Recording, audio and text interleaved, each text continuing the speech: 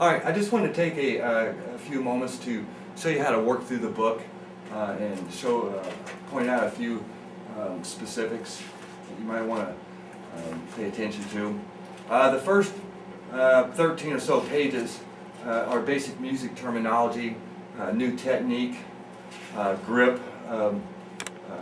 and pressures of holding the sticks that we talked about, information on what a beat is, a cadence, a drum fill, a very brief and simple explanation of rhythm and melody sections.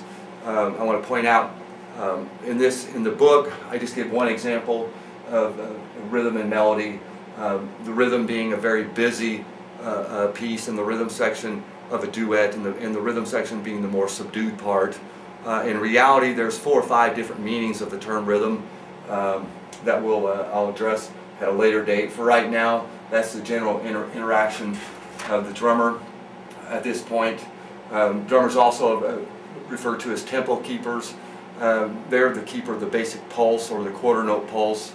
Rhythm also is referred to different time signatures and the way we recreate these 12 patterns to create different rhythms, also referred to as rhythm. Very interesting point on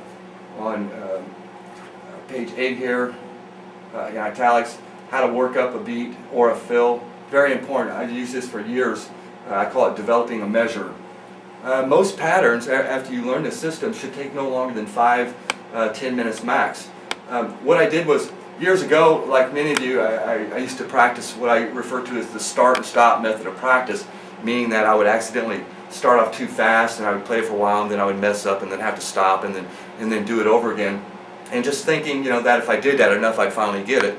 Well, it finally hit me one day that I needed to practice at the same speed that I read something out of a book, meaning that normally most of us never accidentally read too fast. We read at a pace that's very relaxed for us so that we can understand it. And at that point, when I started playing patterns with that in mind, I started learning them a lot quicker. So I start off at 20 beats per minute and I play for 1 minute. Very slow, which is about 1, 2, 3, 4. It's slow enough that the odds of you making a mistake are pretty slim. And Joe did a great job. We worked earlier with him at this exact same speed. And after a minute, we would increase the speed to 25 beats a minute for 1 minute. And what you'll find, after about 40 seconds at each tempo, you'll find your elbows sticking out. You're tight and you're trying to get your dexterity down. And you'll find out after about 45 to 50 seconds, your elbows will start to creep in and you'll relax into the beat as we refer to it. So in the 3rd minute, I've increased about 30 beats a minute for a minute, and then 35, and then finally ending it at 40.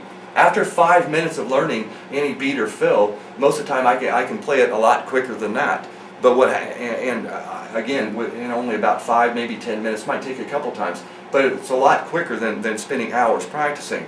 There's only 15 major chord drum beats out there, so at least give yourself 5 minutes per beat to really get to know it at these slower tempos and at the varying tempos, from 20 to 40. Let's see. Technical issues start on page, looks like 11 there, in italics. Talking about ghost notes, heel-toe playing we addressed. Heel-toe playing, heels are on the ground, toes hitting, toe playing, heels are up, and toes are kicking it. Alright, now, starting on page 1, what I've done in the past, many of us learn music theory. We hear about clefs and time signatures and volumes and whatnot, and many times they're scattered out over quite a few different pages. What I try to do is again, organize these and name the whole process, and I call it the game instruction. The game instructions are explaining clefs, tempos, time signatures, and volumes. So on this first page is just an example and explains the whole process. Starting on page 2, we have all the clefs, starting with the grand staff all the way down to bass clef. And then over to the right, we have percussion clef. As you can see, percussion clef has what's called indefinite pitch. So this is called percussion clef. The little rectangle there, or box, just means that the note heads aligned on this staff are indefinite pitches, not a specific note A through G. but different tones. So in drums, the snare drum is normally on the 3rd space. Bass drum 1 is down here on the 1st space. And if you're using double bass pedal, we'll put the 2nd bass drum pedal on the 1st line. The hi-hat cymbals, a closed hi-hat goes on the top space, denoted with an X. If you play an open hi-hat, it's an X with an O above it.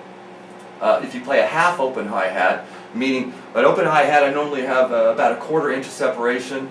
On half open hi-hats, the cymbals are just barely touching, so they give you a different sound. If you want to hit a cymbal, the hi-hat cymbal after opening it is denoted with a plus symbol, so that means hit it and close it with your foot at the same time. The open means hit it and open it with your toe. The plus means hit it and close it at the same time. The X above the top line is the ride cymbal. The bell of the ride cymbal is that little circle with the dot in the middle. And the bell of the ride cymbal, we'll just show you really quick. These are the bells of the cymbals, also called the crown. Crash cymbals are the X above the top space with the circle. The toms start on the top line, high tom. The middle tom is one line down on the 4th line. Your low tom or floor tom is on the 3rd line.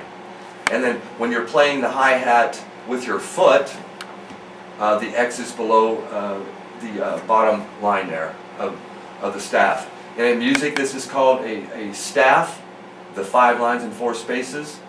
And the line right here is called the bar line that separates measures. It's like a period in a language. So this would be a sentence, end of the sentence. New measure, so this would be measure 1, measure 2, 3, 4, and so on.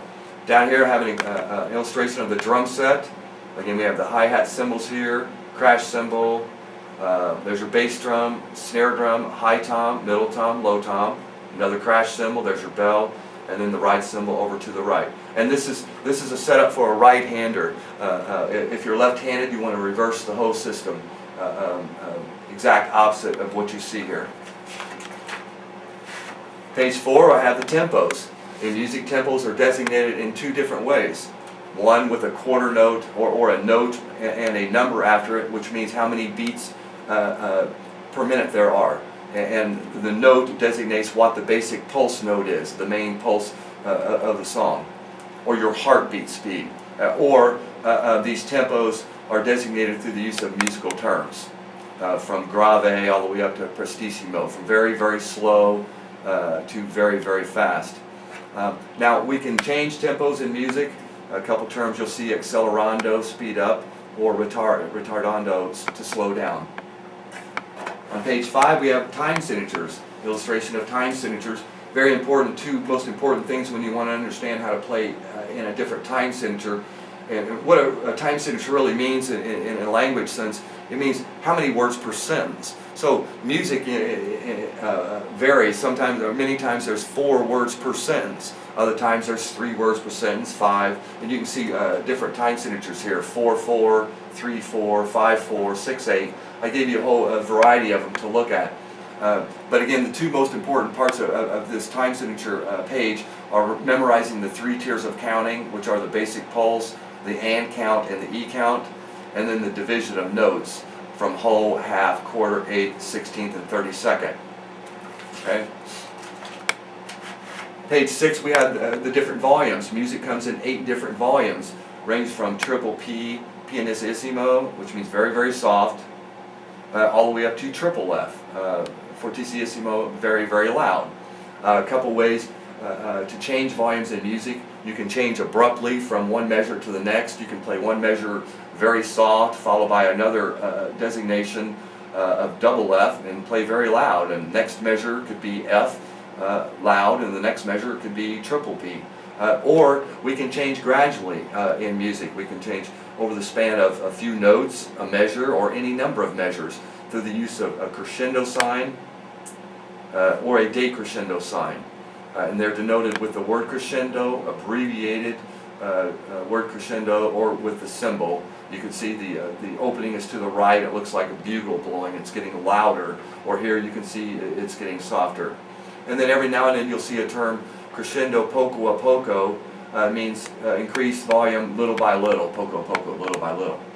Now, starting on page 7, it's my favorite page. Here we have the 12 chord notes in music. Now, there are other notes out there in different time signatures, different groupings of notes, but these are the major 12. We have whole note, half note, quarter note, eighth notes, and I want you to look at eighth notes. Instead of just 8 notes per measure, it's really 2 hits per second at 60 beats per minute. 16th notes, or a group of 4 connected. 32nd notes, a group of 8 pulses connected. And look at them as 2 groups of 4 as a way to correctly play all 8 of them. Here we have 8th note triplets. Look at those as a group of 3 notes connected within a time period, let's say a second. And again, evenly spaced. Here we have 16th note triplets, or a group of 6 notes connected within a time period. And look at these as 2 groups of 3. That's why I put the accents here. And then quarter note triplets, what we have here are 3 hits within 2 seconds. Half note triplets, we have 3 hits within a full measure, or 4 seconds, for instance. And these last 2 are normally not classified or categorized in what are commonly referred to as the 10 chord notes in the music. But I added these 2 on, 2 16th notes tied to an 8th note, which we call 3 hits in a row, or an 8th note tied to 2 16th notes, which I call 2 8th notes B. It may be a little confusing, but the problem people have with this pattern is they don't know when to play this second note here. They don't know how long to wait. Well, the point is that these 2 notes here are played in the same time frame as these 2 8th notes here, with just an extra one added on. So when I started teaching this as 2 8th notes or 2 8th notes B, students quickly started getting it. But this was the number one pattern that most students have problems with. And then down here I labeled individual notes, an 8th note, 16th and 32nd notes, and then the parts of the note themselves. Alright, page 8, I separated them. Instead of showing you the rest on the same page as the notes, I showed all the rest separately. And then page 9 is the marching drill. Now in the video, I didn't adhere to this exact sequence and so forth, but I want you to know that you can start off playing quarter notes. Now moving on, page 9, the marching drill. This is my favorite page of the book. You can see here we have both feet playing quarter notes, the X down below, and then the bass drum playing quarter note pulses, starting off with just simple quarter notes with the hands. And then on count 1, at any particular measure you want, give yourself 2 measures, 3 measures to warm up. Throw one of the other core patterns on a count 1, and then just resume playing quarter notes. Keep it simple. All right. Measure 4, I throw in a group of 4 16th notes on count 1. And this is important. I'm throwing anything hard, anything new in a count 1. The rest of the time I'm just playing on quarter notes on counts 2, 3, and 4 for a while. What I'm doing is reinforcing count 1. Count 1 is our creative count, right? Do something cool, fun, different. And then count 2, 3, and 4 are what I call thinking counts. That's when you can think of one of the other pulses. Rather than learning to juggle all 12 at once, just start with simple quarter notes, throw one of the other 11 or 12 on count 1, and then follow it with just quarter notes for a while. Then we have a half note here, followed with quarter notes, 32nd notes, just following it with quarter notes, half note triplets, quarter note triplets, 8th note triplets, 16th note triplets. Starting on measure 13 here, you can end the pattern with 8th notes, get a little busier. And that's kind of what I'm showing you. And you can even continue that. You can add 16th notes to end the measure. But for the first couple of weeks, I would just play quarter notes. And when you feel like playing one of the other patterns, throw it in on a count 1. You can see there's no rest at all, just the notes themselves, which is a key. It's too hard to learn to juggle 12 pulses with the rest included, in my opinion. Then on page 10, what I've done, I've added all the 8 spices. Fill spices, as I call them. You can call them note spices, fill spices, formal names, articulations, ghost notes. Here they are: rest, flam, rough, accent, double stroke, buzz stroke, denoted with a Z.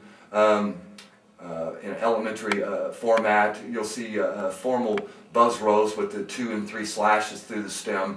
I just used a Z to denote buzz rows. And then we have single paradiddles, and then a crash cymbal. So it's the preceding lesson just thrown in with spices all at once. And the point is that you don't need 8 or 10 lessons of showing you rest and flams and sharps. What's really unique about this particular page is it allows you to extrapolate those kind of theorems.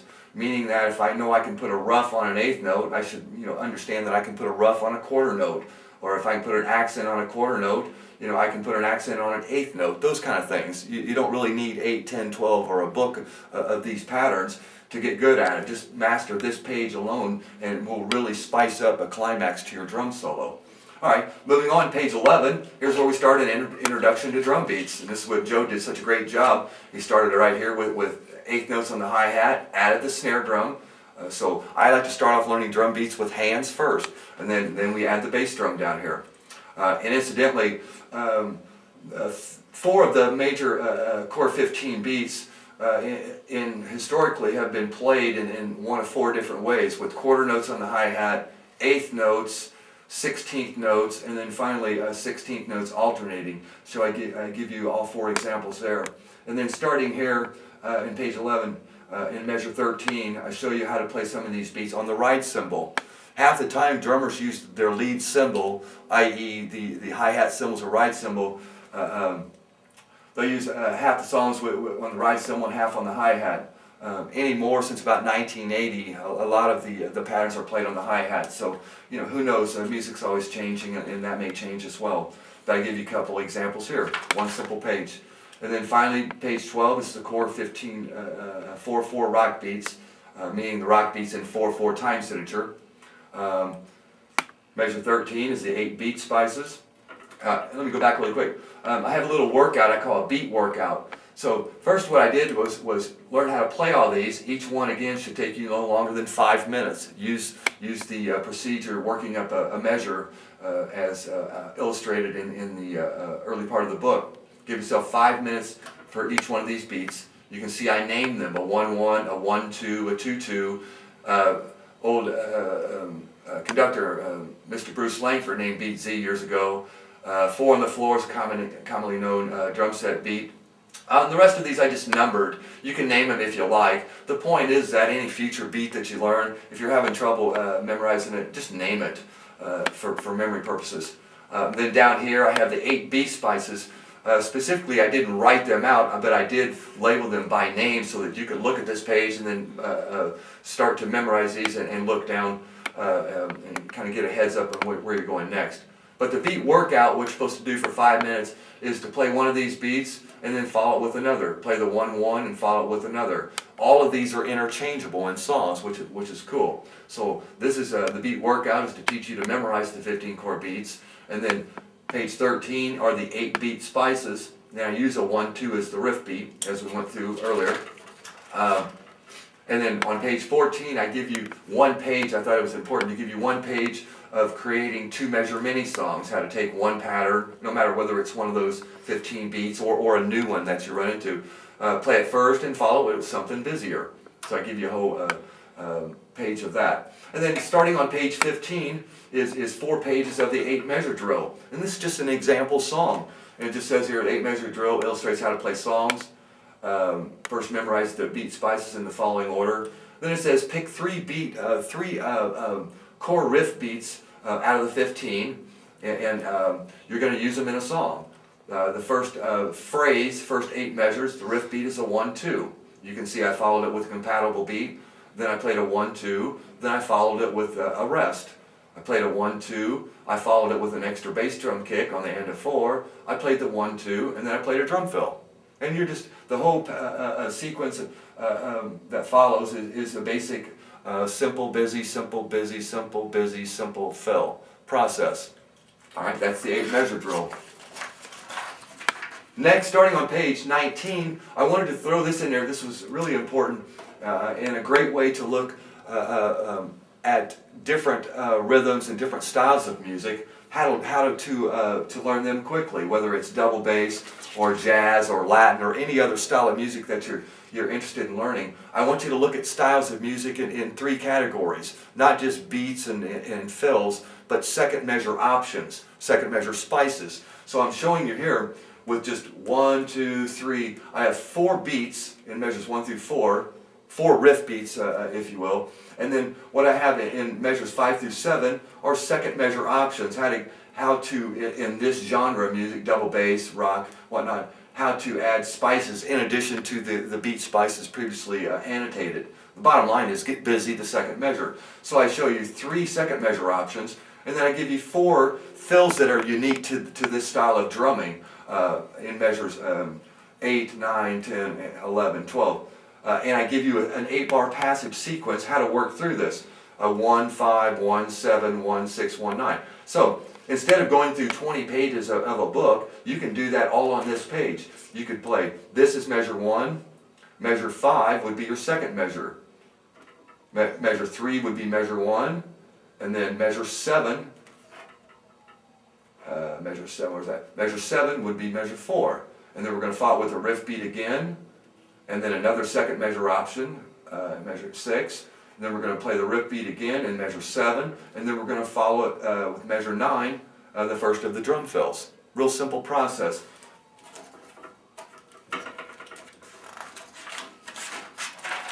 We have examples in 12/8 time signature. Same thing. I'm giving you, we have 4 beats, 1, 2, 3, 4. And I call this a 1-1 in a 12/8 time signature. You can still see there's one bass drum pulse there and one there. So we'll call this a 1-1 in 12/8. And I give you 3 second measure options, 1, 2, 3, and then I give you a few drum fills, okay, that are unique to that style. So again, if I wanted to learn Latin, don't think of learning a million beats and fills and whatnot. Think of listen to some Latin music, learn 3 or 4 beats, listen to what they do the second measure, learn just a couple of those, and then learn 2 or 3 of the fills that they learn. Then play around with just those 3 disciplines and creating 8-bar passages. And in this sequence, I went measure 1, then I went measure 2. I used a compatible beat. Then I went measure 3, and then I went measure 4. Then I went the 1-1 again in measure 5, and then left jab, and then I followed it with the 1-1, and then finally we're doing measure 10. We're doing a drum fill here. Okay, let's go to 21, page 21, 8 measure examples in 2/2. Again, we've got 4 patterns here, a couple second measure options, and then just 2 drum fills. Interesting about this, one of the ways that I helped me quite a bit years ago is that I would take a simple passage like da da da da da, and I would learn to play that in a million different patterns and drum combinations. Over and over, just that pattern itself, and then similarly with this measure as well. And then I give you an 8-bar passage. We're doing measure 1, and then 2, 1, 3, 1, 5, 1, and then a drum fill. Simple way to learn another time signature style or 2/2 here. I give you examples, 8 measure example in jazz. And then page 23, a couple things that I've noted, incremental counting. In years past, incremental counting, many of you understand to mean counting multiple measure rest. For example, 1, 2, 3, 4, 2, 2, 3, 4, 3, 2, 3, 4, 4, 2, 3, 4. What we're doing is increasing just the first number of each group, 1, 2, 3, 4, to denote the 4 measure rest. In reality, through the years, I've developed a couple other counting methods, meaning we really want to get away from counting too much. What I normally do when I'm playing like an 8-bar passage, I'll count 1 and then click, click, click under my breath, or da da. All right. I'll count 2 when I'm on the second measure, but let my mind clear my mind so that I can be creative. Measure 3, I'll count it under my breath and maybe click with my tongue or tap my foot. Then measure. I'll just say 4, 5, 6, 7, 8, and then you've got your drum fill. Or when I have to stop in a measure, here in measure 10, I'll actually count it out, 1 E into 2, 3, 4. And then I'll go back to just counting 1, click, click, click. So I wanted to show you a couple neat little incremental counts there. Starting on page 24, solos broken down into 2 types, short solos and long solos. Instead of getting 2 intense or too complicated. I wanted to show you in writing form and just in general theory how to perform drum solos. You can play some of the most common short solo patterns are 3-in-1s, where you'll play a drum beat for 3 measures, drum beat, beat, beat. Then in the 4th measure you'll play a solo. Or another common exercise is called 2-in-2s, where you'll play a drum beat for 2 measures and then play a 2-measure solo. Okay? And then 4-in-4s, 4 measures of a beat, and then 4 measures of solo. This is great for those of you in jazz band and so forth that need to learn how to improv for 4 measures. These are 3 of the drills that many of us used throughout the years. And then on page 25 I give you a couple written forms that you can go through and have fun with. And this is what you'll see in jazz band. You'll see slash notation. This just denotes solo. This is you improvising. So you have someone soloing here for 4 measures, and then at the end of the 4 measures you have to go back to the song. So that's the hard part about playing short solos, is that they're very finite. You have to keep a specific count, and you have to come back in exactly. So thus the reason why I developed different incremental counts to assist in that. And then finally, ending up the book with long drum solos. Before, solos were kind of ambiguous. You've seen a bunch of solos, but through the years I've just watched different drummers, and it was kind of fun to kind of look at it and realize there was 3 or 4 different styles that people were doing. Number 1, Mr. Zippy. It's a fun little example, but I saw a guy play a drum solo once. He started off pretty fast, about 120 beats a minute, and over the span of 2, 3, 5 minutes, increased about 180. Not a lot of creativity as far as tempo, but the guy was incredibly fast, and the crowd loved it. So that's just one style, and I show here kind of linearly what it looks like. So start there and go straight up, and you can end solos abruptly, or it's standard to end with a 3 or 4 measure slowdown, or retard as it's formally referred to. Number 2, gradual. Same thing as Mr. Zippy, just start off slower and gradually get faster. And then I show you here down below a cymbal sequence to end a solo. Number 3, a wave solo. These are fun. Wave solos allow you to add a lot of variety and tempo variations to your solos. And this is what it looks like on a graph. You can start off here getting faster, bring the tempo back down, bring it back up, even it out. You can do whatever you want. Just finish strong, or you can end with a slowdown there. And then finally, method number 4, movie. What does every good action movie have? A great ending. And I say, looking at a drum solo from a theatrical point of view makes sense. So this incorporates really both the wave and the gradual methods. And then finally, the last page is kind of fun. I threw in a couple wow patterns that can help accentuate some of your solos, including pitch bends. That about wraps up the book.